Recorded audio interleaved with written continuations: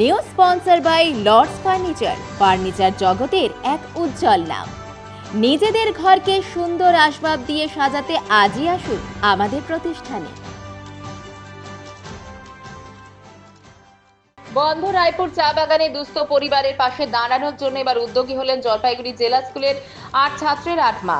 কোনো সংগঠন কিংবা এনজিও নয়, বরং নিজেদের ছেলেরা যখন স্কুল থেকে পড়াশোনা করত সেই সময় থেকেই 8 বন্ধুর মায়েরাও বন্ধু হয়ে ওঠেন। তারপরে যোগাযোগ থাকলেও করোনা সময়কালে উনাদের মনে হয় একসাথে হয়ে যদি মানুষের পাশে দাঁড়ানো যায়, সেই থেকেই শুরু দুস্থদের দিকে হাত বাড়িয়ে দেওয়া।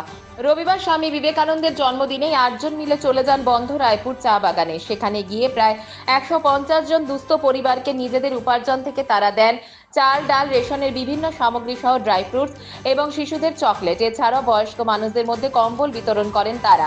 উদ্যোক্তাদের মধ্যে ছবি চ্যাটার্জি জানান, আমি বলছি আমরা যেটা উদ্যোগ নিয়েছি, আমাদের এই যে 12 তারিখ স্বামী বিবেকানন্দের জন্মদিন, এই ইয়েতে আমরা রায়পুর বন্ধ চা বাগানে সামান্য কিছু রিলিফের ব্যবস্থা করেছি, সঙ্গে কম্বল।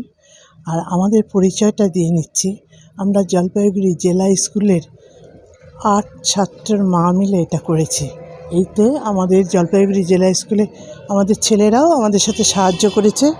আমরা 2 বছর যাবৎ একটা ফান্ড করে আজকের এই অনুষ্ঠানটা করেছি। আমরা এতে রায়পুর চা বাগানে 5 কেজি চাল, সর্ষের তেল, মুসুর ডাল আর সোয়াবিন দিয়েছি রিলিফ।